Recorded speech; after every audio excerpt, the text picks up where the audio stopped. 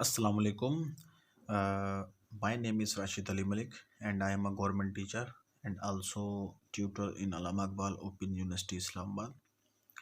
So आज जो है मैं IBS screening BPS 5 to 15 graduation category 22 जनवरी 2023 की जो इवनिंग शिफ्ट में पेपर हुआ था उसके मैथ के पोर्शन पर जो है मैं वो तफसीली वीडियो बनाने जा रहा हूँ जो कि आपके अपकमिंग जितने भी एग्ज़ाम्स हैं उसमें काफ़ी हेल्पफुल साबित होगी। फ़र्ज़ करते हैं कि आपने किसी भी NTS OTS PTS FPSC या किसी भी टेस्टिंग सर्विस ने अप्लाई किया हुआ है या IBA की ही किसी की आप टेस्ट में जो है वो अप्लाई करना चाहते हैं, तो ये वीडियो देख के आपको एक हेल्प मिलेगी कि आप किस तरह की तैयारी किन टॉपिक से और किस टाइप के जो है वो क्वेश्चंस आते हैं। सो ये वीडियो देखकर आपको बहुत फ़ायदा होगा। तो चलिए मैं स्टार्ट करता हूँ। सो आज जो है पहला हमारा सवाल है √2/7 पावर जो है वो 5 है मल्टीप्लाई 2/7 फिर उसके बाद पावर जो है वो -3 है। सो इसको सॉल्व करें और इसकी वैल्यू क्या होगी। सो याद रहे इसको सॉल्व करने से पहले हम ज़रा सा एक दूसरी चीज़ सीख लेते हैं। फ़र्ज़ करते हैं कि जहाँ पे 2 स्क्वायर है इंटू 2 पावर 3 है, तो यहाँ पे जो है ना इसको प्रोडक्ट लॉ यूज़ करते हुए इसको सिंपलीफाई करेंगे। और प्रोडक्ट लॉ होता क्या है, जब भी दो बेस सेम हों तो पावर जो है ऐड कर दिए जाते हैं अगर बीच में उनके मल्टीप्लिकेशन की सिंबल हो तो यहाँ पे जो है वो प्रोडक्ट लॉ यूज़ करते हुए 2 पावर हमारा 5 आंसर आ जाएगा। ठीक है, इसी तरह यहाँ पे x स्क्वायर हो और मल्टीप्लाई बाय x पावर 6 हो, देन देखिए ये दोनों सेम है तो पावर ऐड कर दिए जाएंगे, x पावर 8 होते हैं। सो इसी चीज़ को जो है यूज़ करते हुए हम इसको भी ऐसे ही सिंप्लीफाई कर सकते हैं। ये देखें 2/7 पावर सेम है, वो सब बेस सेम है, देन आपने 2/7 सेम लिखना है और बीच में मल्टीप्लिकेशन की जगह निशानी है तो प्रोडक्ट लॉ यूज़ करते हुए यहाँ पे 5-3, क्योंकि प्रोडक्ट लॉ के जो इसको यूज़ करते वक्त यहाँ पे देखेंगे पावर जो है ऑलरेडी माइनस है, दैट्स वाई यानी यहाँ पे मैंने 5-3 लिख दिया और साथ में अंडर रूट चलता आ रहा है। सो अंडर रूट को सो है वो लेकर आएंगे साथ ही साथ। अच्छा, उसके बाद सिंप्लीफिकेशन करेंगे 2/7 और इसके ऊपर जो है वो होल स्क्वायर आ जाएगा और इसको जो है हम यूँ लिखेंगे। अच्छा, स्क्वायर रूट जब भी आता है, जहाँ पर भी आता है, फ़र्ज़ करते हैं कि ये स्क्वायर रूट जो है किसी नंबर पर है 2 का स्क्वायर रूट, यानी कि 2 के ऊपर पावर 1/2 हम लिख सकते हैं, यानी इसको जब रिप्लेस किया जाता है तो पावर 1/2 दिया जाता है। फ़र्ज़ करते हैं कि ये y के ऊपर आ गया, इसका मकसद ये है कि y के ऊपर आप 1/2 लिख सकते हैं पावर, इसको रिप्लेस करके। So same as it is यहाँ पे हम 2/7 लिखेंगे और इसके ऊपर 2 ऑलरेडी मौजूद है। अच्छा, इस अंडर रूट को जब रिप्लेस किया तो इसके ऊपर पावर 1/2 आ गया। ठीक है। अच्छा, जब भी पावर के ऊपर पावर आता है तो पावर पावर के साथ ज़रब होता है, इसको कहते हैं पावर लॉ। ठीक है, तो यहाँ पे जो है सिंप्लीफिकेशन मज़ीद करेंगे तो यहाँ पे 2/7 पावर जो है वो 2 है इंटू 1/2। ठीक है, ये 2 में क्रॉस हो जाएगा, आपके पास आंसर आ जाएगा 2/7, यानी आपके पास जो फाइनल आंसर आया वो 2/7 होगा। ठीक है, सो आगे चलते हैं, मज़ीद इस तरह के जो है वो क्वेश्चंस कौन से हैं। सो मेरे पास एक और सवाल है और इस सवाल में लिखा हुआ है कि रेशियो जो है कॉम्प्लीमेंट्री एंगल्स का वो है 1:5। The difference between these two angles is dash. तो इन दोनों एंगल्स का जो डिफरेंस होगा वो क्या होगा। तो सबसे पहले यहाँ पे एक लफ्ज़ यूज़ हुआ है कॉम्प्लीमेंट्री एंगल्स। तो कॉम्प्लीमेंट्री एंगल्स का जो है ना वो नो हाउ होना लाजमी है, तभी ये सवाल होगा। फ़र्ज़ करते हैं कि ये एक दो एंगल्स हैं और दो एंगल्स जब भी मिलकर जो है 90 डिग्री का सम बनाती हैं तो उसको कॉम्प्लीमेंट्री एंगल्स कहा जाता है। फ़र्ज़ करते हैं कि ये जो यहाँ से लेकर यहाँ तक है ये 40 डिग्री है। ठीक है, तो यहाँ से लेकर ये 50 डिग्री होगा और ये दोनों मिलके जो है वो 50 + 40 डिग्री जो है ये 90 डिग्री बनाती हैं।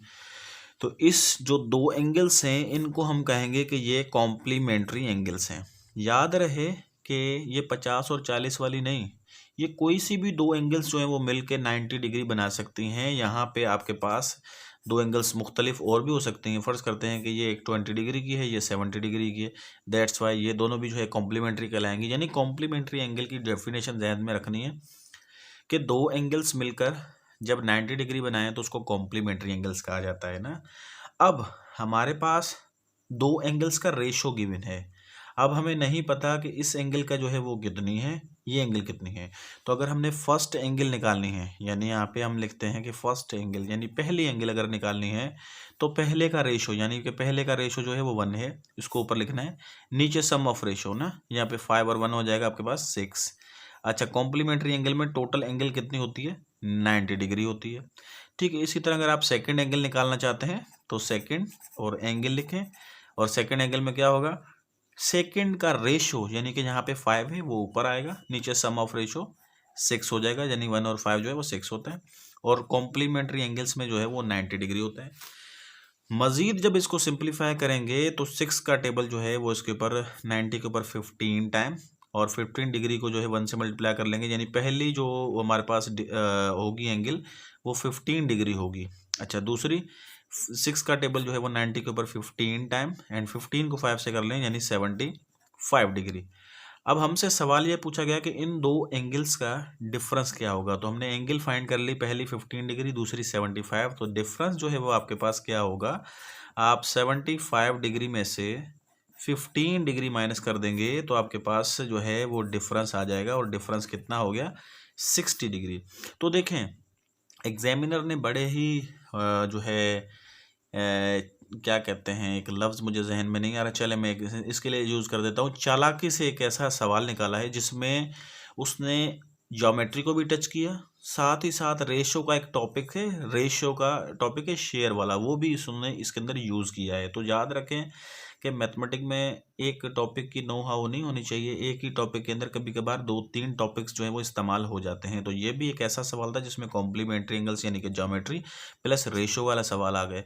तो इस तरह के जितने भी सवाल होते हैं जिसमें रेशोस इन्वॉल्व होता है और उसमें शेयर निकाला जाता है, तो एक मिनट में सिर्फ इसको रिपीट करके आपको समझा देता हूँ कि जब भी इस तरह के सवाल किए जाते हैं, जैसे कि यहाँ पे एंगल पहली मालूम करनी थी तो पहले का जो है रेशो ऊपर, अच्छा नीचे सम ऑफ रेशो यानी कि 1 और 6 हो गया, 1 और 5 हो गया 6, और कॉम्प्लीमेंट्री एंगल में टोटल एंगल होगी 90 डिग्री। ठीक है, इसी तरह सेकंड एंगल, तो सेकंड का रेशो ऊपर 5, नीचे सम ऑफ रेशो 6, मल्टीप्लाई करेंगे 90 डिग्री से। अच्छा, रेशो का ये टॉपिक दो दोस्तों के दरमियान पैसे डिवाइड करने में भी यूज़ हो सकता है। फॉर एग्जांपल, दो दोस्त हैं, अगर उन्होंने 1 साल के बाद जो है वो प्रॉफिट कमाया है 2 लाख रुपए का, तो जो दोस्त हैं उनके अंदर वो 2 लाख रुपया कैसे डिवाइड होगा।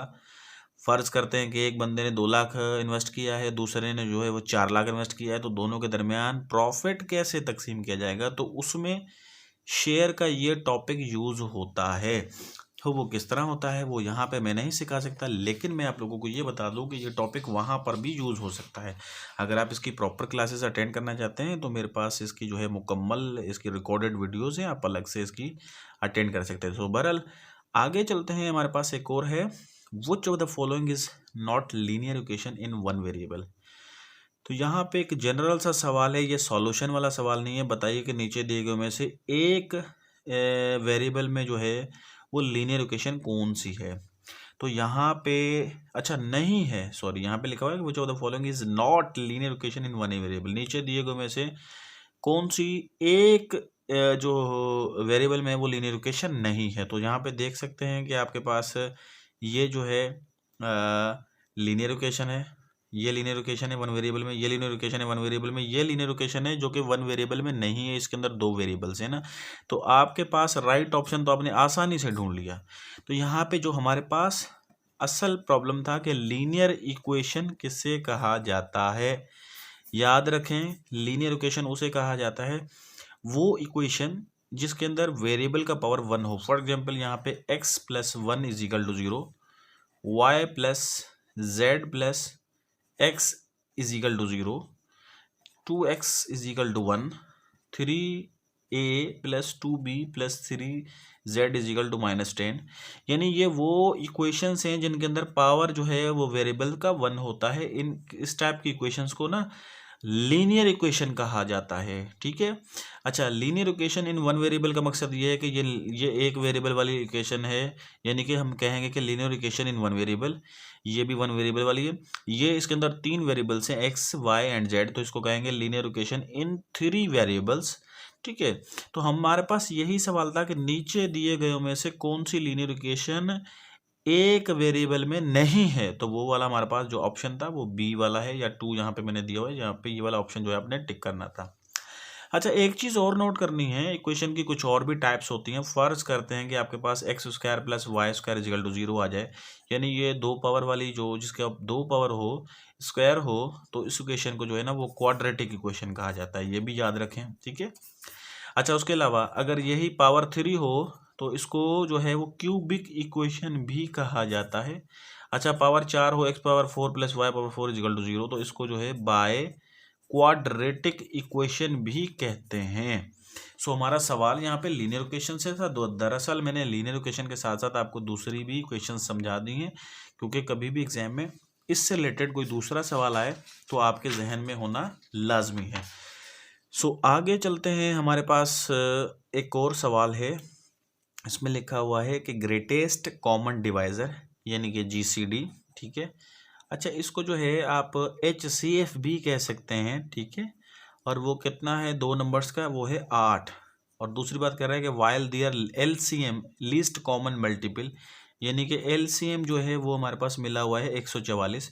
इफ़ वन नंबर इज़, अच्छा जो नंबर 1 है वो हमें मिला हुआ है कितना 16, देन अदर नंबर यानी कि नंबर जो सेकंड है वो हमें नहीं मालूम। अच्छा भाई, याद रहे कि दो जो नंबर हैं, फ़र्ज करते हैं कि आप ऐसा कोई नंबर सोच लें दो, मैं सोचता हूँ 2 नंबर्स को, एक तो सोच लेता हूँ 4 और दूसरा सोच लेता हूँ 6। आप इन 2 नंबर्स को ज़रब करके देखें पहले, 6 और 4 को ज़रब कर लिया तो आपके पास 24 आ गया, ठीक है। यानी इन दोनों की जो है मल्टीप्लिकेशन 24 आती है। अच्छा, इन दोनों का अगर आप HCF फाइंड करेंगे ना तो आपके पास HCF जो है वो आपके पास आ जाएगा 2, ठीक है। अगर आप इनका LCM फाइंड करेंगे, भले आप रफ वर्क में करके देखें, 4 और 6 का LCM जो है ना वो 12 होगा। याद रहे, अब जो हमने 2 नंबर सोचे दिमाग में वो थे 4 और 6, उन दोनों को जब हमने मल्टीप्लाई किया, ज़रब किया, ठीक है। यहाँ पे मैं लिख देता हूँ कि मल्टीप्लिकेशन दोनों नंबर्स की निकाली तो वो 24 आ गई। अच्छा, इन्हीं दोनों नंबर्स का हमने LCM HCF निकाला तो वो 2 आ गया। इन्हीं 2 नंबर्स का हमने LCM निकाला तो वो 12 आ गया। अच्छा, HCF और LCM को अगर हम ज़रब करते हैं तो भी हमारे पास 24 जवाब आता है। तो याद रखें कि कोई भी 2 नंबर्स, उसकी ज़रब या उन दोनों की HCF और LCM की ज़रब सेम होती है, यानी कि HCF और LCM से रिलेटेड एक रिलेशनशिप है जो कि आप लोगों ने इन शॉर्ट याद रखना है। ये मैंने साबित करके बताया, आपने याद रखना है। वो क्या कि किसी भी नॉन ज़ीरो 2 नंबर्स हैं, उसमें उनकी LCM को HCF से ज़रब कर दिया जाए तो जो ओरिजिनल नंबर्स हैं वो, फॉर एग्जांपल नंबर 1 है और नंबर 2 है, उनकी ज़रब के बराबर होते हैं। ये एक रिलेशन हमने कायम की और मैंने इसको साबित भी करके दिखाया। ये रिलेशन याद रखनी है कि multiplication of 2 numbers is equal to LCM multiply by HCF। अब ये चीज़ें डेटा में हमें गिवन है कि HCF 8 मिला हुआ है पहले ही 2 नंबर्स का, और उसका LCM हमें पहले ही मौजूद है 144।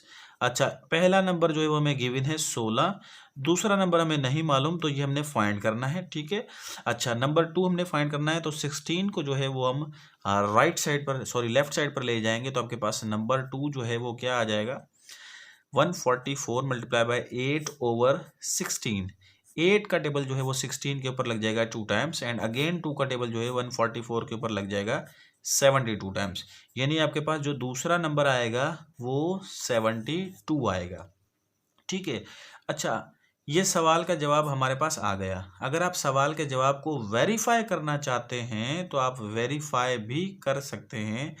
वो ऐसे कि आप जो है इसकी जगह पे नंबर 2 की जगह पे आप देखें, ये नंबर 116 है, नंबर 2 की जगह पे जो है आप फॉर एग्जांपल यहाँ पे 72 रख के देखें। 16 को 72 से ज़रब करें, मैन्युअली करके देखिएगा, मेरे पास इतना टाइम नहीं है कि मैं यहाँ पे करूँ, लेकिन आपको मैं तरीका बता रहा हूँ कि 16 को 72 से ज़रब करिए, इसका जवाब एक साइड रखिए। 44 को जो है वो 8 से ज़रब करिए, इसका जवाब एक साइड रखिए। देखिएगा आपके दोनों जवाबात आपके सेम आएंगे। सो इस तरह के सवालात HCF और LCM से रिलेटेड सवालात जो है वो कंटिन्यूसली IBA की जो है टेस्ट में आ ही रहे हैं, तो ये रिलेशन को जो है आप लोगों ने मेमोराइज रखना है। अच्छा, उसके बाद हम आते हैं, एक जनरल सा हमसे क्वेश्चन पूछा गया है, the cost of 12 pencils is 108। 12 पेंसिलों की कीमत जो है वो 108 रुपये है। The cost of 5 pencils will be dash. तो 5 पेंसिलों की कीमत कितनी होगी? 12 पेंसिलों की कीमत 108 रुपये है। तो याद रहे कि 12 पेंसिलें जो हैं वो हमारे पास 108 रुपये की हैं। तो यहाँ से एक पेंसिल की कीमत निकाल लें। एक पेंसिल की कीमत होगी 108 को 12 से तकसीम कर लेंगे, यानी आपके पास जवाब आ जाएगा कि जो एक पेंसिल है वो 9 रुपये की होगी। तो आपको रिक्वायर्ड कितनी है? 5 पेंसिल। तो आप क्या करेंगे, एक पेंसिल 9 रुपये की है तो 5 पेंसिल हो जाएंगी 9×5 = 45, यानी 5 पेंसिल्स जो हैं वो आपके पास 45 रुपीज़ की आएंगी। तो ये बिल्कुल जनरल सा सवाल था, इसको किसी भी तरीके से करने की ज़रूरत नहीं थी। अच्छा, आप लोगों में से हो सकता है काफ़ी स्टूडेंट इसको प्रोपोर्शन में करना चाहें, तो प्रोपोर्शन में भी कर सकते हैं। तो प्रोपोर्शन में कैसे? यहाँ पे बात हो रही है पेंसिल और पैसों की, तो आप यहाँ पे लिखेंगे पेंसिल एंड रुपीज़। पेंसिल पहली कंडीशन में है, 12 पेंसिलें कितने की हैं? 108 रुपये की। अच्छा, फिर उसके बाद कह रहा है कि 5 पेंसिलों की कीमत नहीं मालूम, तो उसको हमने वाट कर दिया। अच्छा, इसके बाद आपने इसको डिसाइड करना है, फैसला करना है कि ये कौन सी प्रोपोर्शन है। याद रहे 12 पेंसिलें 108 रुपये की हैं, तो पेंसिलों की तादाद अब कम हुई है, 5 हो गई है। इसका मतलब ये है कि पैसे कम होंगे। मेरे हाथ में एक पेन है, मैं ये एक पेन खरीदता हूँ 20 रुपये की, और वाकई ये 20 रुपये की है, ठीक है।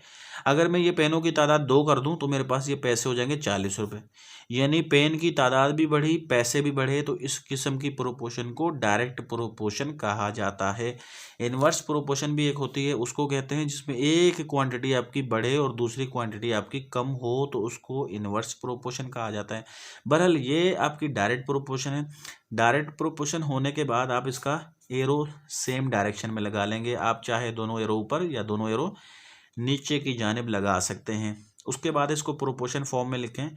देखें ये टेल 5 के साथ है, तो आप लिखेंगे 5:12। उसके बाद 4 डॉट्स लगा लेंगे प्रोपोर्शन के। एक्स के साथ टेल है तो एक्स को आपने आगे लिखना है और 108 को आखिर में। अच्छा, प्रोपोर्शन की जो है एक कंडीशन है कि पहले और आखिरी नंबर को एक्सट्रीम कहा जाता है, बीच वाले 2 नंबर्स को मीन्स कहा जाता है ना। और इसकी कंडीशन है कि पहले और आखिरी की ज़रब यानी product of extreme is equal to product of mean, यानी बीच वाले 2 नंबर्स की जो ज़रब है उसके बराबर है। मैंने इसको शॉर्टकट में POE is equal to POM, ठीक है। तो पहले और आखिरी को ज़रब करेंगे 5 × 108 एंड बीच वाले जो 12 एंड एक्स, हमने फाइंड करनी है वैल्यू एक्स की। देन 12 जो है वो लेफ्ट पे जाएगा, एक्स की वैल्यू हो जाएगी 5 × 108/12। 12 का डबल 108 के ऊपर 9 टाइम्स एंड 5 को 9 से मल्टीप्लाई कर लेंगे तो आपके पास 45 आ जाएगा। देखिए सेम सवाल, 2 मेथड, एक प्रोपोर्शन, एक जो है आप यूनिटरी मेथड भी इसको कहते हैं ना, तो आप इससे भी कर सकते हैं। आप जो है मेन चीज़ है कि आपके पास राइट ऑप्शन आना चाहिए। तो चले भाई, अब हम नेक्स्ट सवाल की जानिब आ जाते हैं और हमारे पास नेक्स्ट क्वेश्चन है कि the ratio of 1/300 second is dash. 1 घंटे और 300 सेकेंड का जो है वो रेशियो फाइंड करके बताएं। तो याद रहे कि एक हमारे पास क्वांटिटी है आवर में और दूसरी क्वांटिटी है 300 सेकेंड्स में। तो कभी भी रेशियो फाइंड करने के लिए जब भी रेशियो आप लिख के उसको रिड्यूस करना चाहते हैं तो दोनों को सेम क्वांटिटी में चेंज करना है। एक आवर में है, दूसरा सेकंड में मिला हुआ है। तो हमारे को पता है कि एक आवर में जो है वो 60 मिनट्स होते हैं ना, आवर को मिनट में चेंज कर लेंगे। फिर उसके बाद हमें पता है कि अगर इसको सेकंड में चेंज करना है, एक मिनट में जो है वो 60 सेकंड्स होते हैं, यानी कि एक घंटे में जो सेकंड्स निकालेंगे तो 60 × 60 करेंगे। 60 × 60 करेंगे तो यानी कि एक घंटे में जो सेकंड्स होंगे वो 3600 सेकंड्स होंगे ना। दोनों क्वांटिटी सेम करनी है, या दोनों को आवर में चेंज कर लें या दोनों को सेकंड्स में कर लें। तो बेहतर ये होगा कि आवर को सेकंड में किया जाए।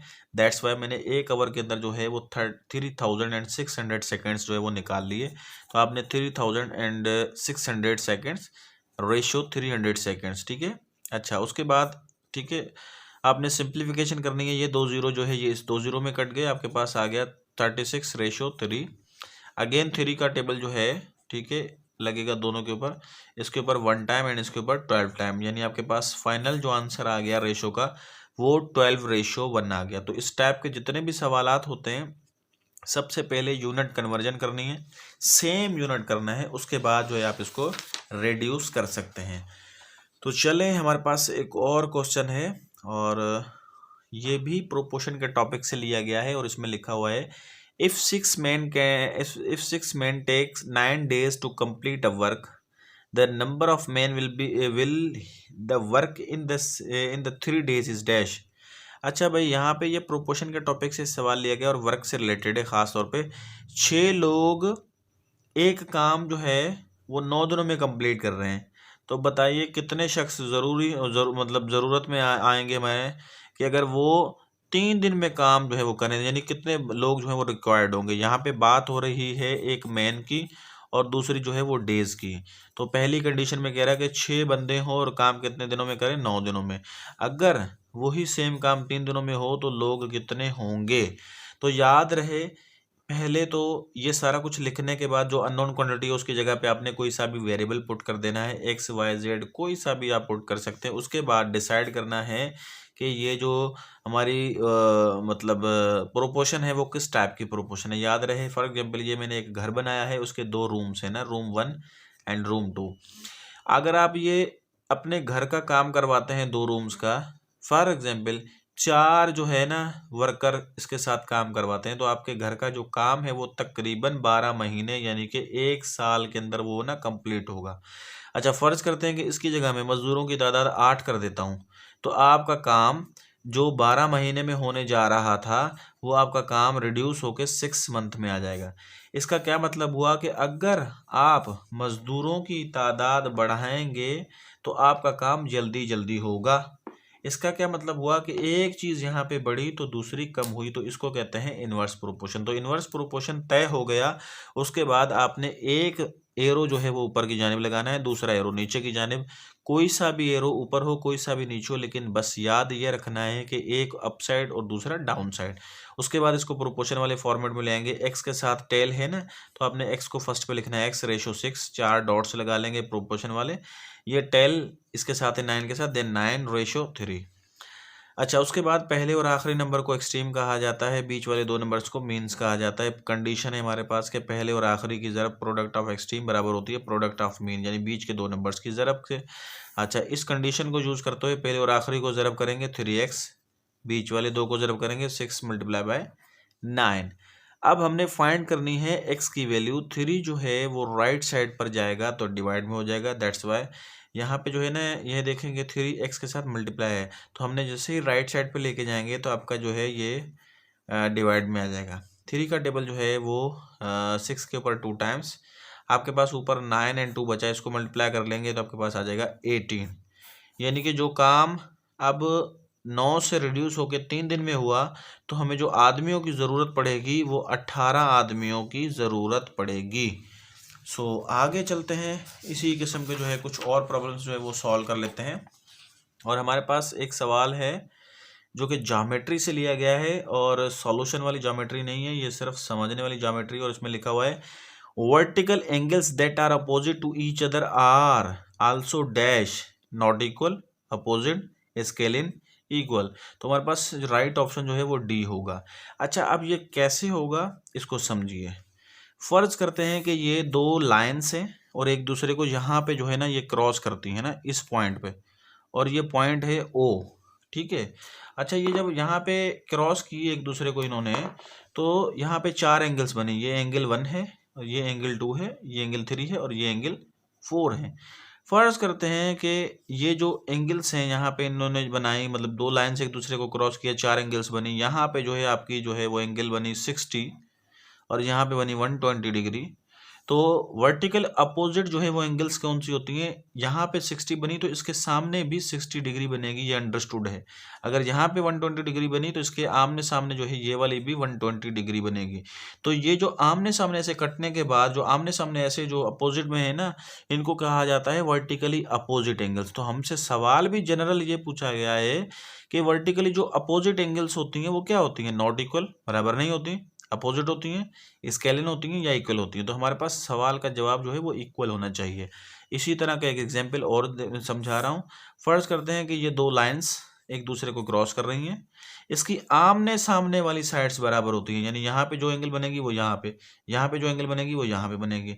फर्ज करते हैं कि ये जो है वो आपके पास 150 डिग्री की बन रही है, तो ये भी 150 डिग्री की बनेगी, ठीक है। अच्छा, अगर ये 30 डिग्री की है तो ये भी 30 डिग्री की होगी, तो ये आपस में वर्टिकली अपोजिट एंगल्स होती हैं।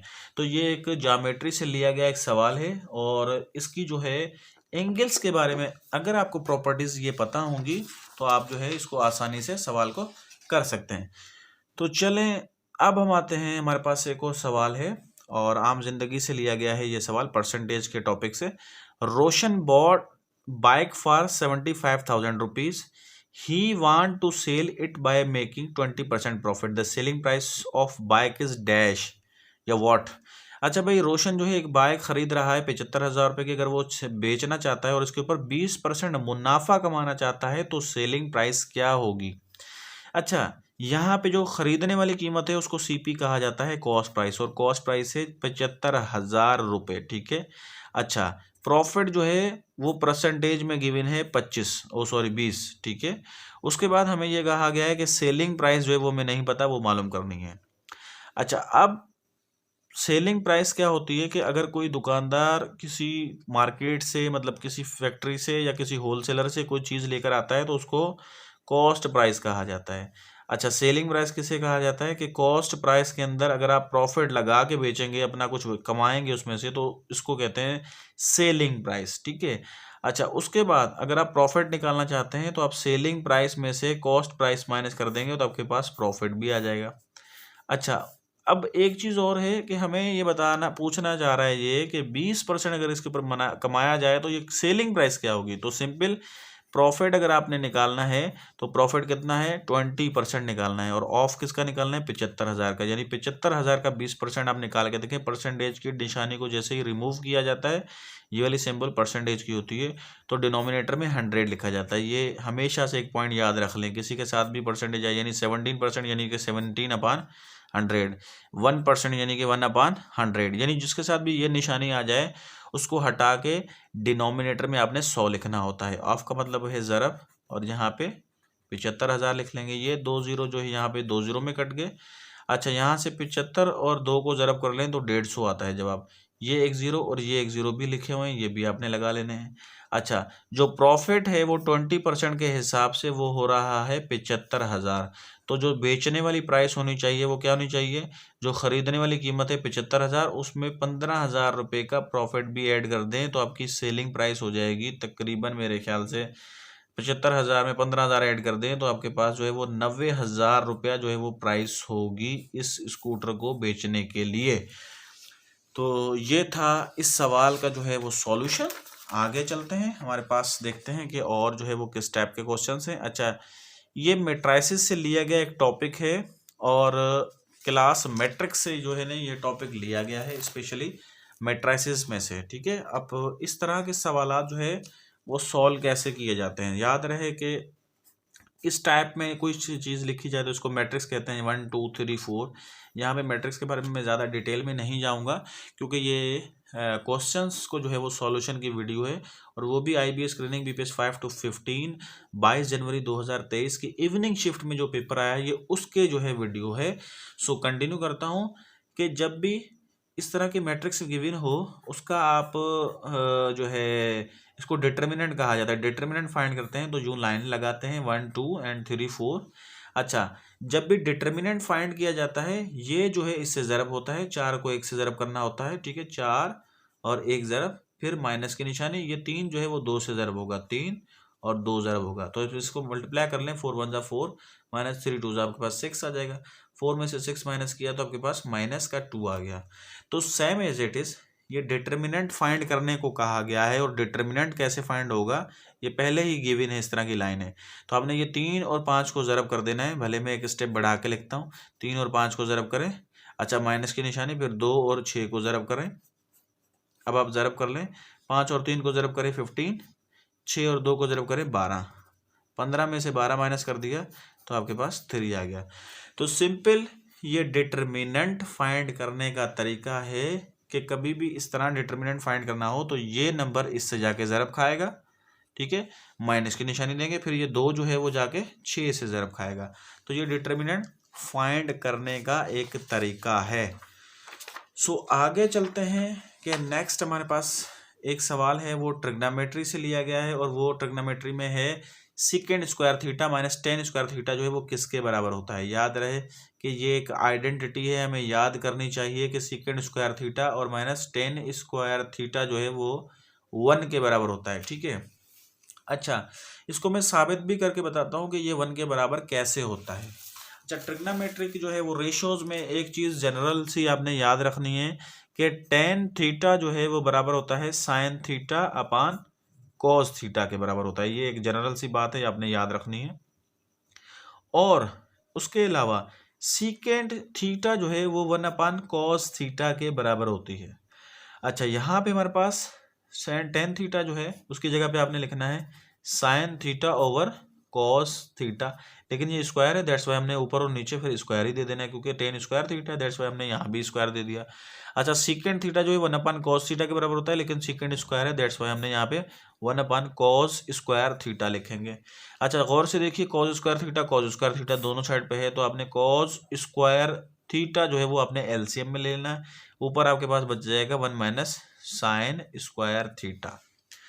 अच्छा, एक आइडेंटिटी है जो कि याद रखनी चाहिए आपको, sine square theta plus cos square theta जो है वो आपके पास 1 के बराबर होता है। और इसमें से अगर आप कॉस स्क्वायर यहीं रहने दें, साइन को जो है वो ट्रांसफर करें राइट पे, तो आपके पास हो जाएगा cos square theta is equal to 1 minus sine square theta. अब गौर से देखिए, ये दोनों सेम एक्सप्रेशन है, 1 minus sine square theta 1 minus sine square theta, तो वो बराबर किसके होता है, cos square theta. So that's why हमने यहाँ पे कॉस स्क्वायर थीटा लिखेंगे और नीचे कॉस स्क्वायर थीटा ऑलरेडी मौजूद है। अच्छा, यहाँ पे कॉस स्क्वायर थीटा में कैंसिल हो जाएगा, आपके पास जवाब जो है वो वापसी 1 ही आएगा। अच्छा, ये तो मैंने इसको साबित करके और सॉल्व करके दिखाया है। आपने ये आइडेंटिटीज वैसे ही जहन में रखनी है, कभी कभार ये जो है एग्जाम में आ जाती हैं और आपके क्या पता, हो सकता है आप जिस एग्जाम की तैयारी कर रहे हो उसमें ये आइडेंटिटी आ जाए, ठीक है, उसमें ये आइडेंटिटी आ जाए, ठीक है, उसमें मुख्तलिफ आइडेंटिटीज़ आपकी आ सकती हैं, लेकिन आपको ये आइडेंटिटीज़ जो है वो मेमोराइज रखनी है अपने अपकमिंग एग्जाम्स के लिए। सो आगे चलते हैं, हमारे पास एक स्क्वायर रूट से जो है रिलेटेड एक और सवाल आया है हमारे पास, और वो लिखा हुआ है कि 5√3 मल्टीप्लाई बाय 7√3। अच्छा, ये चीज़ करने से पहले थोड़ी सी प्रॉपर्टी एक स्क्वायर रूट की समझ लें। फर्स्ट करते हैं कि हमारे पास यहाँ पे है a मल्टीप्लाई बाय √a। देखिए, ये दोनों सेम नंबर हैं और अंडर रूट में रिपीट हुए हैं, तो आपने एक ही अंडर रूट दे के अंदर इन दोनों को एक साथ लिख लेना है। और स्क्वायर रूट के इस टॉपिक में जब पेयर बन जाता है तो ये स्क्वायर रूट गायब हो जाता है और एक पेयर उनमें से एक फैक्टर जो है वो बाहर आ जाता है। ठीक है, इसी तरह अब हमारे पास यहाँ पे लिखा हुआ है 5√3 मल्टीप्लाई बाय 7√3। सबसे पहले तो 5 और 7 को जरब कर लें, आपके पास हो जाएगा 35। उसके अलावा एक ही स्क्वायर रूट के अंदर ये भी 3 लिखें और ये वाला 3 भी लिखें। उसके बाद आप लोगों ने यहाँ से पेयर बनाना है और एक 3 जो है वो बाहर आएगा, स्क्वायर रूट खत्म हो जाएगा। 35 को 3 से जरब करें तो आपके पास जवाब आना चाहिए 105। तो ये आपके पास इसका फाइनल आंसर हो गया। अच्छा, फर्ज करते हैं यही सवाल आपके पास होता है 5√3 प्लस 7√3। तो आपने ये प्लस की निशानी है, यहाँ पे ज़रब है, यहाँ पे प्लस है, तो आपने 5 और 7 को जो है वो ऐड कर देना था 12, और ये √3 दोनों साइड पे सेम है तो आपने एक ही √3 लिख देना था।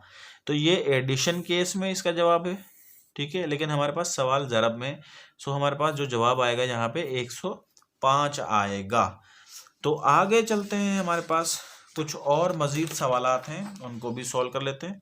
और हमारे पास जो है एक अलजबरा से सवाल लिया गया है और इसमें लिखा हुआ है कि सिंप्लीफाई करें इसको 5x minus Y plus 8 bracket बंद माइनस 5x प्लस 3y, इसको सिंप्लीफाई करें। तो आपने करना क्या है, इसका सॉल्यूशन, ठीक है, ये 5x माइनस वाई प्लस 8, ये माइनस अंदर ज़रब खाएगा, सबको जो है वो निशानियाँ इसकी तब्दील हो जाएंगी, आपके पास हो जाएगा minus 5x and minus into plus minus, और ये हो जाएगा आपके पास 3y। और से देखिए, ये प्लस का 5x है, कुछ नहीं है, मतलब इसके लेफ्ट साइड पे, यानी ये प्लस का 5x है और ये माइनस का है, ये आपस में एक दूसरे में कट गए। ये माइनस का 3y, ये माइनस का y, पहले आप मिला के लिख लें, माइनस का 3y माइनस का y एंड प्लस का 8। और से देखिए, ये हो गया आपके पास माइनस का 4y, क्योंकि दोनों माइनस वाले हैं, दैट्स वाई हमने, ये माइनस का कुछ नहीं है, मतलब इधर 1 मौजूद है, 1 और 3 आपके पास माइनस का 4 प्लस का 8, यानी ये आपके पास फाइनल आंसर हो गया। अगर आप इसकी तरतीब सीधी करके लिखना चाहते हैं तो 8 - 4y भी लिख सकते हैं, यानी कि इस सवाल का जो फाइनल आंसर है वो 8 - 4y है। मैंने कुछ भी नहीं, जस्ट सिंप्लीफिकेशन किए, सिंबल्स को जो है वो खास ख्याल रखा है, और उसके अलावा जो जो ऑपरेशंस दिए गए हैं उसको 1 बाय 1 करके मैं सॉल्व करता गया। सो आगे चलते हैं, हमारे पास कुछ और सवालात हैं, और उनमें जो है एक हमारे पास ये भी सवाल है कि -3 ^ 0 -× -3 ^ 0। एक चीज़ इससे पहले याद रखनी है, इसको सॉल्व करने से पहले, कि किसी भी चीज़ पे पावर 0 आ जाए, यानी वेरिएबल हो या नंबर हो, तो वो 1 के बराबर होता है। फर्ज करते हैं x⁻0 = 1, 100 ^ 0 = 1, ठीक है, 17 ^ 0 = 1, 63 ^ 0 = 1। यानी इस तरह की चीज़ें अपने फिंगर टिप्स पे याद रखनी है कि 0 जिसके ऊपर भी पावर आ जाए तो वो 1 के बराबर होता है। सो इसी तरह इसको इस्तेमाल करते हुए -3 के ऊपर पावर 0 है यानी 1, ठीक है, ये माइनस, और ये -3 के ऊपर पावर 0 है माना 1, 1 1 में कट गया, आपके पास फाइनल आंसर क्या आ गया, 0। तो ये बहुत ही आसान सवाल था, लेकिन ये चीज़ें जो है वो आपके दिमाग में होनी चाहिए। शर्त ये है, -3 ^ 0 माना 1, -3 ^ 0 माना 1, 1 1 में कट गया, आपके पास जवाब 0 आ गया। उसके बाद हम चलते हैं हमारे नेक्स्ट सवाल की जानिब। नेक्स्ट सवाल जो है वो हमारे पास है √0.9 अपान 0.09।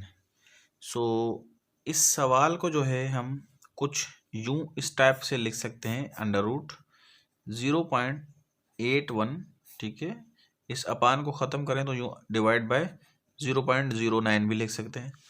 अच्छा, जब भी हमारे पास ये डेसिमल में आ जाए है इस तरह, और हमें डेसिमल जो है वो प्रॉब्लम क्रिएट करता है। फॉर एग्जांपल ये सवाल ऐसे होता 81/√9, तो हम देरी ना करते, ऊपर वाले का 9 आ जाता, नीचे वाले का 3 आ जाता, 3 का टेबल जो है वो 9 के ऊपर 3 टाइम्स इसका जवाब आ जाता। लेकिन हमारे पास यहाँ पे जो प्रॉब्लम है वो डेसिमल में किया है, कि डेसिमल को जो है वो कैसे आप करेंगे। डेसिमल जो है वो हमारे लिए प्रॉब्लम है, और उसको जो है हम सिंपल कैसे उसको जो है उसमें से जान छुड़ाएंगे। तो इस डेसिमल को जो है वो हम फ्रैक्शन फॉर्म में चेंज करेंगे, और हमने ये चेक करना है, और ये जो है इसको सॉल्व करने से पहले एक चीज़ याद रखनी है। फ़र्ज़ करते हैं हमारे पास 0.5 है, इसका अगर पॉइंट आप गायब करना चाहते हैं तो आप इसको 5/10 भी लिख सकते हैं। देखें, पॉइंट आपका लेफ्ट साइड पे एक दफ़ा आया है, दैट्स वाई मैंने 10 लिखा। अच्छा, फॉर एग्जाम्पल ये जवाब ऐसे ऐसे और होता 0.05, इसको फ्रैक्शन में चेंज करना होता तो हम लिखते हैं 5/100, क्योंकि पॉइंट जो है वो 2 दफ़ा लेफ्ट पर आया हुआ है, दैट्स वाई हमने 5/100 लिखते हैं। एज इट इज़ ये चीज़ यहाँ पे अप्लाई करेंगे, पॉइंट दे हुए देखें वो कितनी दफ़ा लेफ्ट पे है, 2 दफ़ा, देन आपके पास आएगा 81/100 डिवाइड, ये 2 दफ़ा पॉइंट इस साइड है तो आपने लिखना है 9/100। अच्छा, ये लिख लेने के बाद अगर आप इसको और मज़ीद सिंप्लीफाई करना चाहते हैं, बल्कि करना है आपने, इसको सिंप्लीफाई करेंगे, आपके पास 81 और अपान 100। फ्रैक्शन की जो डिवीजन है वो कन्वर्ट की जाती है मल्टीप्लिकेशन में, जैसे ही कन्वर्ट करेंगे तो 100 जो है वो ऊपर चला जाएगा न्यूमिनेटर में, और जो 9 है वो डिनोमिनेटर में आ जाएगा, आपके पास आ जाएगा 100/9। 100 में क्रॉस हो जाएगा, आपके पास जवाब आ जाएगा 81/9। अच्छा, ऊपर जो है आपके पास 81, नीचे आपके पास जो है वो 9। इसका मतलब ये है कि अंडर रूट ऊपर वाले का अलग और नीचे वाले का अलग। ऊपर का जो जवाब है आपके पास आ जाएगा 81 का 9, क्योंकि 81 का जो अंडर रूट होता है वो 9, और 9 का जो अंडर रूट होता है वो 3। अच्छा, फिर 3 का टेबल जो है वो 9 के ऊपर जो है आपके पास लग जाएगा 3 टाइम्स, यानी आपके पास जवाब जो है वो आंसर 3 ही आ गया। अच्छा, ये आंसर 3 क्यों आया, क्योंकि दोनों साइड पे डेसिमल सेकंड प्लेस पे था, यानी दोनों का जो पॉइंट है वो सेम जगह पे था, इस वजह से हमारा सेम जवाब आ गया। अच्छा, फर्ज करते हैं ये पॉइंट अगर आपका आगे पीछे होता, नीचे एक दफ़ा आता, ऊपर 2 दफ़ा आता, तो फिर हमारा जवाब सेम ना आता। तो ये हमारे पास एक शॉर्टकट ट्रिक भी है। फॉर एग्जांपल आपके पास इस तरह का कोई सवाल आ जाता है, जस्ट लाइक एक और मैं आपको सवाल देता हूँ 0.025, ठीक है, और नीचे आपको मैं देता हूँ 0.036।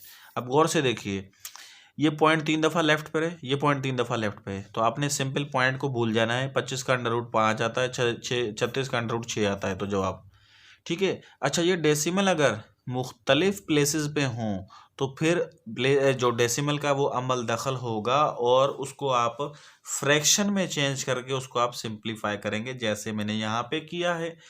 अच्छा, इसी को थोड़ा सा और एक्सप्लेन करता हूँ। फर्ज करते हैं कि मेरे पास ये सवाल होता ऊपर 8.1, ठीक है, और डिवाइड होता है ये 0.09 और अंडर रूट फाइंड करते हैं, तो अब हमारे पास नेक्स्ट जो है आपने यहाँ पे 0.09 को भी चेंज कर लेना है, तो ये हो जाएगा 9/100।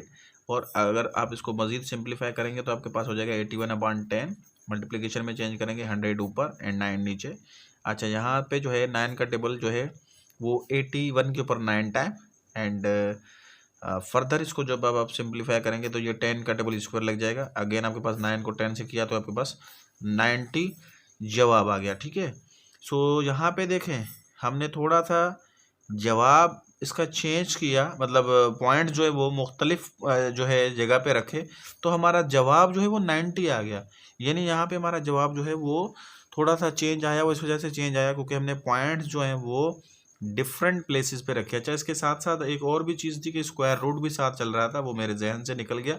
अब यहाँ पर भी जो है वो स्क्वायर रूट देंगे। अच्छा, स्क्वायर रूट देंगे तो आपके पास हो जाएगा, आपके पास 9 मल्टीप्लाई बाय 10 और ऊपर जो है वो अंडर रूट भी चल रहा था, वो मेरे जहन से निकल गया क्योंकि ऊपर सवाल जो है वो अंडर रूट का है।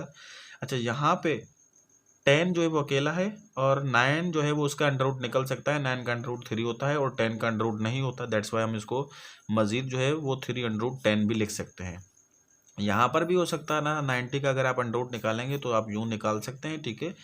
बहरहाल मकसद यहाँ पे पॉइंट समझाने का ये कि अगर डेसिमल आपका सेम प्लेसेस पर पड़ा हुआ है तो आपने सेम नंबर का जो है स्क्वायर रूट निकाल के फर्दर लेटर ऑन जो भी आपकी जो ऑपरेशन होगा वो आप इसको सिंप्लीफाई कर लेंगे। अगर डेसिमल मुख्तलिफ पॉइंट्स पर पड़ा हो, फर्स्ट प्लेस पे, सेकंड प्लेस पे या थर्ड प्लेस पे, तो उसको फ्रैक्शन में चेंज करके फर्दर उसको सिंप्लीफाई करना होगा। सो चलिए आगे चलते हैं और आज की वीडियो का जो लास्ट प्रॉब्लम है उसको एक्सप्लेन करते हैं। और वो प्रॉब्लम जो है वो हमारे पास है, the sum of 3 children born at the interval of 3 years each is 21 year। अच्छा भाई, तीन बच्चों की जो उम्रें हैं, तीन बच्चों की जो उम्रें हैं उनकी एडिशन जो है वो 21 साल के बराबर है और हर बच्चा जो है वो 3 साल के वक्फे से पैदा होता है। तो बताइए कि सबसे छोटा जो बच्चा है उसकी उम्र कितनी होगी। ये अलजबरा की लीनियर इक्वेशन को कंस्ट्रक्ट करने वाले जो है वो प्रॉब्लम्स हैं और कंस्ट्रक्ट करने के बाद उस लीनियर इक्वेशन को सॉल्व भी करना है। और ये वर्ड प्रॉब्लम्स जो है आम मैथमेटिक्स से डिफ़िकल्ट होते हैं, बल्कि थोड़े नहीं काफ़ी होते हैं। अगर आपकी प्रैक्टिस है तो ये डिफ़िकल्ट नहीं लगेंगे, अगर आप नहीं है तो ये वाले सवालात आम रियाजी से मुख्तलिफ और चेंज और डिफ़िकल्ट होते हैं। तो इस तरह के सवालात को सॉल्व करने का पहला तो तरीका ये है कि इसकी माना समझी जाए, इसका सेंस निकाला जाए, इसकी समराइज़ किया जाए। नंबर सेकंड कि आपने जो चीज़ फाइंड करनी है उसको सपोज करना है। यहाँ पे यंगेस्ट चाइल्ड की एज फाइंड करनी है। फ़र्ज़ करते हैं कि यंगेस्ट जो चाइल्ड है, सबसे छोटा बच्चा जो है वो उसकी उम्र जो है वो x ईयर्स है, ठीक है। अब हमें ये कहा गया है कि जो इससे अगला बच्चा है वो 3 साल के बाद पैदा होता है, ठीक है। मतलब ये सबसे छोटे से छोटा है, यानी इससे थोड़ा बड़ा होगा वो x+3 ईयर होगा क्योंकि 3 साल इससे बड़ा। अच्छा, जो तीसरा बच्चा होगा, ये सेकंड वाला हो गया, जो तीसरा बच्चा यानी सबसे जो बड़ा बच्चा होगा वो क्या होगा, सेकंड वाले से फिर 3 साल बड़ा होगा, यानी x+6 हो जाएगा क्योंकि x+3 पहले से ही है, इसके अंदर 3 ऐड करेंगे तो x+6 हो जाएगा। अच्छा, इसके बाद हमारे पास एक और चीज़ गिवन है कि तीनों बच्चों की जो उम्रें हैं उनका सम 21 साल के बराबर है। तो हमने यहाँ पे ये पॉइंट यूज़ करते हुए x यानी कि सबसे छोटा बच्चा और x+3 यानी कि बीच वाला बच्चा, x+6 यानी कि सबसे बड़ा बच्चा, इन तीनों की एज, ये सेकंड वाला है और ये थर्ड वाला सबसे बड़ा और ये जो है सबसे छोटा बच्चा, इन सब को ऐड किया तो इनकी जो उम्रें हैं वो 21 साल हो गई। ये हमें स्टेटमेंट में गिवन है। अब आप इसको सिंप्लीफाई मज़ीद करेंगे, x ये आपके पास हो गया 3x, 3 + 6 आपके पास हो गया 9, राइट साइड पे आपने लिखना है 21। उसके बाद ये 9 को जो है हम ट्रांसफ़र करेंगे राइट साइड पे तो माइनस का हो जाएगा, 3x = 21 - 9। अच्छा, मज़ीद जब इसको आप सिंप्लीफाई करेंगे तो आपके पास आ जाएगा 3x = 20 1 में से जो है आप 9 माइनस कर लें तो आपके पास आ जाएगा 12। आपने वैल्यू फाइंड करनी है x की, देन आपने 3 जो है वो राइट साइड पे ट्रांसफर कर देना है, 12/3। 3 का टेबल जो है वो 12 के ऊपर लग जाएगा 4, यानी 4 टाइम्स, यानी x की जो वैल्यू आ गई वो आ गई 4। x की वैल्यू माना सबसे छोटे बच्चे की जो उम्र है वो आपके पास आ गई 4 ईयर्स। ठीक है, आपके पास जवाब आ चुका है कि छोटे से छोटे बच्चे की जो उम्र है वो 4 साल होगी।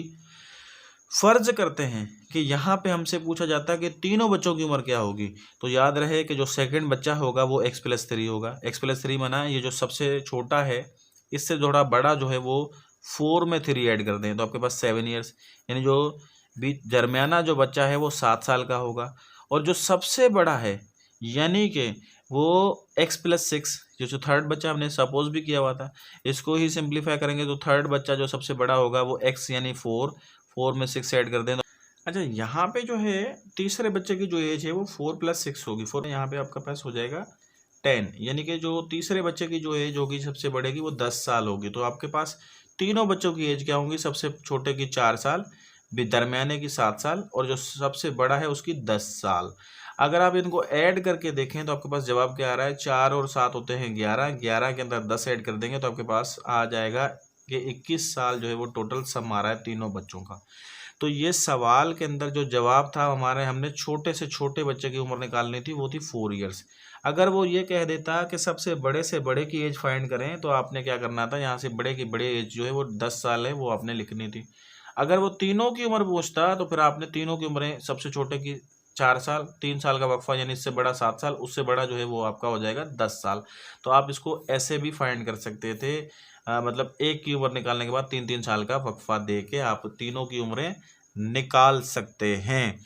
सो ये थी मेरी आज की वीडियो जिसके अंदर मैंने आप लोगों को BPS 5 to 15 ग्रेजुएशन कैटेगरी 22 जनवरी 2023 की इवनिंग शिफ्ट में जो सवालात आए हुए थे उनके पीछे क्या ट्रिक्स थी, कैसे सॉल्यूशन उनके पीछे जो है वो क्या जो है लॉजिक्स थी, वो मैंने आपको डिटेल में जो है वो आपको समझाया और एक्सप्लेन किया। अगर आप भी चाहते हैं कि अच्छी सी तैयारी करना और आप भी किसी गवर्नमेंट जॉब की जो है वो प्रिपरेशन बहुत अच्छे से करना चाहते हैं तो आप हमारे से तैयारी कर सकते हैं। ये मेरा व्हाट्सअप नंबर है, आप इसके ऊपर कांटेक्ट भी कर सकते हैं। याद रहे कि हम 3 किस्म की क्लासेस जो है वो ऑफ़र करते हैं। एक तो हमारी फ़िज़िकल क्लासेस होती हैं जो कि हम मोरो सिटी से बिलोंग करते हैं, ज़िला नौशहरा अफरोज़, सिंध का ज़िला है एक ज़िला नौशहरा अफरोज़, उसकी तहसील मोरो से हम जो है वो ताल्लुक़ रखते हैं। Owais and Rashid virtual academy के प्लेटफॉर्म से जो है हम ऑनलाइन काम करते हैं और उसके साथ साथ ऑनलाइन में भी हमारी 2 कैटेगरीज़ हैं। एक तो हम व्हाट्सएप रिकॉर्डेड वीडियोस यानी कि व्हाट्सएप ग्रुप के थ्रू, ये उन स्टूडेंट्स के लिए जो पसमानदा इलाकों से हैं, दूर दराज इलाकों से हैं, गाँव के इलाकों से हैं, वहाँ पे व्हाट्सएप ही बड़ी मुश्किल से काम कर रहा होता है तो व्हाट्सएप पे रिकॉर्डेड वीडियोज़ लेक्चर जो है वो हम देते हैं। इसका फ़ायदा ये है कि जब भी स्टूडेंट जिस वक्त भी उसको टाइम मिलता है वो क्लास को डाउनलोड करके सुन सकता है, अटेंड कर सकता है। नंबर सेकंड, ऑनलाइन में हमारे पास है ज़ूम क्लासेस। ये उन स्टूडेंट्स के लिए ख़ास तौर पे जिनका इंटरनेट का प्रॉब्लम इश्यूज़ नहीं है, बड़े सिटीज़ से मतलब उनका ताल्लुक़ है कराची, हैदराबाद या किसी दूसरे सिटी से जहाँ पे नेटवर्क का इशू नहीं है, तो हम ज़ूम क्लासेस भी ऑफ़र करते हैं। तीसरी तो हम फिज़िकल चीज़ें भी हम पढ़ाते हैं। याद रहे कि IBS स्क्रीनिंग BPS 5 to 15 की जो हमने तैयारी करवाई थी, अल्हम्दुलिल्लाह तकरीबन 7 जो है वो ग्रेजुएशन कैटेगरी की टेस्ट अभी तक हो चुकी हैं और हर टेस्ट में हमारा पढ़ाया हुआ डेटा और हमारे बनाए हुए नोट्सों में से 50 to 60 क्वेश्चंस हर टेस्ट में आए हुए हैं। यानी अगर हमारी एकेडमी से जिसने पढ़ा हुआ है या हमारे नोट्स जो पढ़ रहा है उसके 50 to 60 आराम से जो है वो मार्क्स आ सकते हैं, जो हमारा पढ़ा हुआ data as it is questions लगे हैं। सो अगर आप भी हमारी एकेडमी से तैयारी करेंगे तो इंशाल्लाह आप किसी भी गवर्नमेंट जॉब में इतने अहल हो जाएंगे कि पासिंग मार्क्स लेकर आप किसी भी टेस्ट पर जो है वो उसकी स्क्रीनिंग टेस्ट को जो है वो पास कर सकते हैं। तो इंशाल्लाह ये मेरा व्हाट्सएप ग्रुप है, अगर आप भी हमारे जो है एकेडमी में किसी भी कोर्स को ज्वाइन करना चाहते हैं तो आप ज्वाइन कर सकते हैं और इंतहाई मुनासिब फ़ीस पर जो है हम पढ़ाते हैं और हमारी टाइमिंग जो है वो ऑनलाइन की रात को 8 से लेकर जो है वो 10 बजे तक होती है। सो गर्मी और सर्दी में हम ये टाइमिंग आगे पीछे करते हैं लेकिन हमारी टाइमिंग 8 से 10 या 7 से 9 ये 2 हमारी टाइमिंग्स होती हैं। सो इन टाइमिंग्स पर जो है हम अपनी क्लासेस जो है वो ऑनलाइन चलाते हैं। सो अगर आप भी चाहते हैं हमारी एकेडमी का हिस्सा बनना तो इस नंबर पर व्हाट्सअप कीजिए और हमारे किसी भी कोर्स के अंदर इनरोल होने के लिए रजिस्ट्रेशन करवा सकते हैं। आप सब लोगों का वीडियो देखने के लिए शुक्रिया। अल्लाह हाफिज़।